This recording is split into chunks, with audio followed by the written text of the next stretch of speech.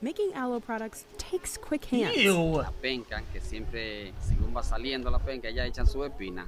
A good knife, Diariamente tenemos que filetear alrededor de 3,000 a 3,500 pencas cada empleado. and lots of plants. It takes about 20 aloe leaves to make just 1 gallon of aloe vera juice. But some aloe products have been What the found fuck to is contain that? no aloe at all. It's so easy to put out a fake aloe product, so there are all kinds of synthetic gel. I think you should watch a video on Doomsday Clock. Take care of yourselves, chat, and X. Hope your grandma is doing better. Less than 3. Oh, thanks, man. Appreciate it, man. So how are real aloe vera products made? And can we spot the legit stuff in a $625 million industry? Yep. Listen, I don't, and something I don't really understand entirely. Cock. I didn't really speak to my parents that much about it. I love my grandma. I mean, I hope she does also get better, but I think something called a palliative care. Can you sometimes get better and get out of that or not?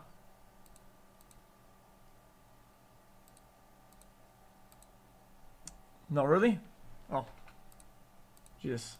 Okay. We visited the largest aloe farm in the world to find out.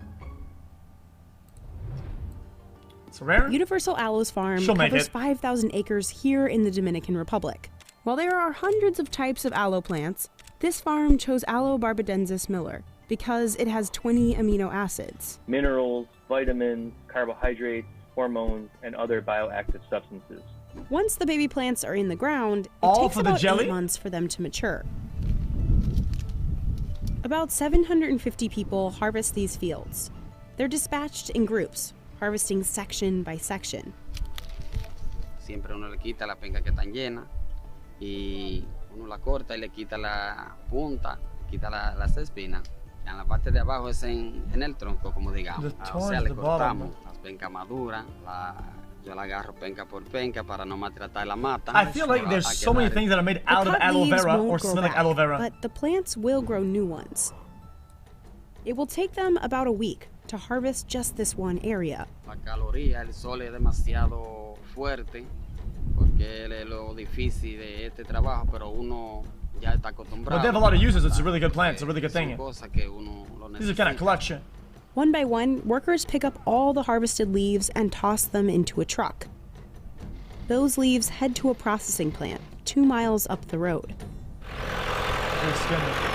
Aquí llega Let's say, chat, you're in the desert and it's really bad and you're out of food, out of water, and you're dying. Can you pick up an aloe vera, snap it, and suck the diariamente jelly?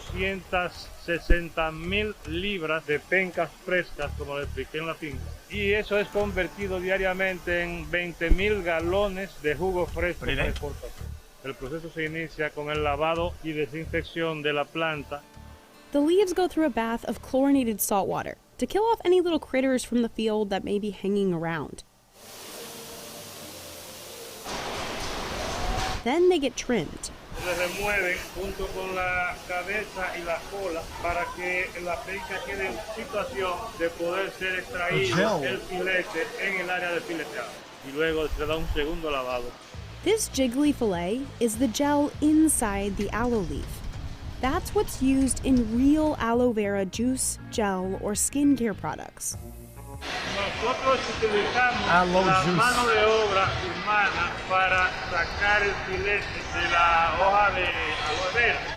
To do it, they need a really good knife. Yo lo apodo el rayo, porque cuando yo lo cojo, That yo does not siento look like a que good knife, voy though. rapidísimo con él. Ella hace trabajo solo por mí. They Damn, might this make it guy look is easy, but clutch. filleting takes precision. También tiene que estar exactamente en el punto para poder sacar el cristal del aloe bien y perfecto. Mayormente hay mucha diferencia, ¿no? Cuando viene la sábila grande se siente bien porque uno rinde más, pero cuando viene la sábila pequeña uno pasa mucho trabajo para filetearla y se siente como débil, se le va el deseo a uno de trabajar. And they have to move fast, filleting 3,500 leaves a day. Los fileteros más Damn. rápidos somos muchos y a veces nos ponemos a echar competencia para saber mayormente cuál es más rápido. Damn, y look at this guy. Más rápido que hay. Many aloe companies use machines for filleting. El proceso de producción que llevamos a cabo aquí es muy artesanal. Alrededor del 80% de todo nuestro proceso es manual, porque hay mucho menos desperdicio y porque la planta nuestra, la hoja es muy irregular en su morfología. The leftover leaf bits go back out into the field as compost, and the buckets of fillets, those get weighed, then poured onto this big table. Workers here will inspect them for any leftover leaf bits, which they'll then looks slice like a off. fish. Once it's all clear, the fillets head to the shredder, which grinds them into a pure aloe gel. Y desde aquí pasan hacia estos serpentines de pasteurizado o UHT. Se eliminan cualquier tipo de impurezas y de bacterias que pudieran tener el jugo. At this point, ascorbic acid is added to extend the shelf life. Nuestro producto es 99.9% aloe vera puro y el otro 0.1% es ácido ascórbico. The gel flows into this spill-proof bag.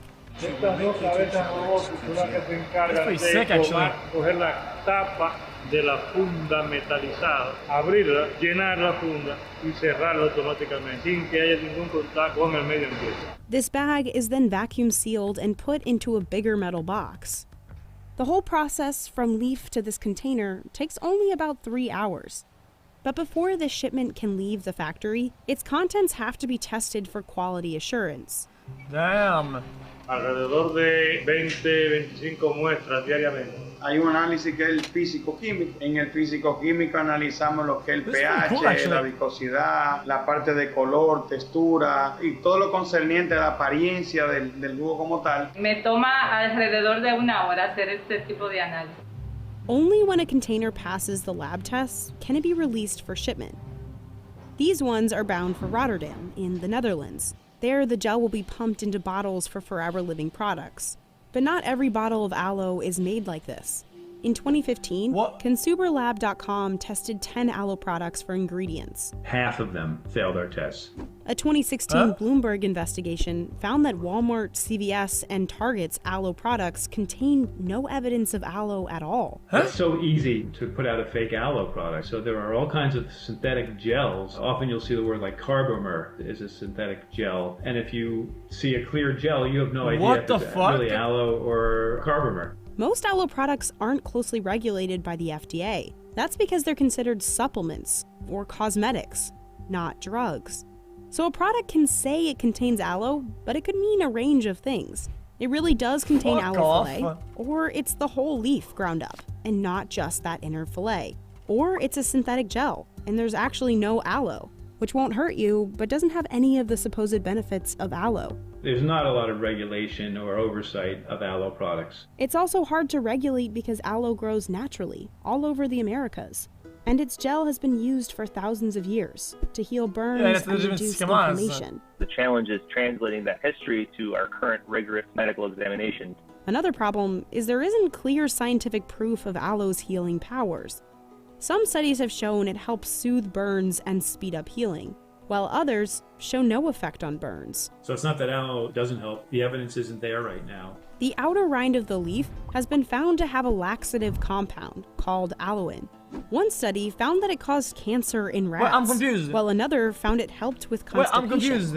But wait, how can they get evidence that it works? Can they just do tests or whatever? The FDA has banned aloe from being sold as an over-the-counter laxative drug. There's no patent on aloe, and so there isn't a lot of incentive for companies to be putting lots of money into clinical studies. They don't really need to do those studies to get these products on the shelf. Still, consumers worldwide are flocking to aloe as they embrace more natural products. Universal Aloe saw a 30% increase in demand in 2020. As consumers navigate this growing market, how can we identify the products made with real aloe vera? Well, Todd says it's actually really tricky, but he did have a few suggestions. First, you should always check the ingredient list. You want to see aloe, you want to see its first. You really need to be super careful on the wording because if it just says leaf, it could be any part of the leaf. You could be getting the latex, which you don't want unless you want to Chat, one question, chat. Guys, I'm mentioning just about this, chat. Do they have to put this in sort of order, on the order of like, any sort of order at all? Like alphabetical or compound or, because this says A and it's in the middle. Oh, in order of how much they put in it of use. Oh shit! I've learned something. As leaf, it could be any part of the leaf. You could be getting the latex, which you don't want. Then if you think your thing has bullshit, it's probably gonna be at the bottom because they put a little bit of it. Unless you want a laxative effect. Or unless it's Look full out of for bullshit. tricky wording, like 100% gel. That could mean there is 100% gel, but not all of it is aloe fillet. So you really need to know what part of the leaf is being made. When they say aloe gel, is it a gel that's made from blending up the whole leaf, or is it truly just pure aloe gel? Despite these uncertainties, experts don't expect the demand for aloe to dip anytime soon.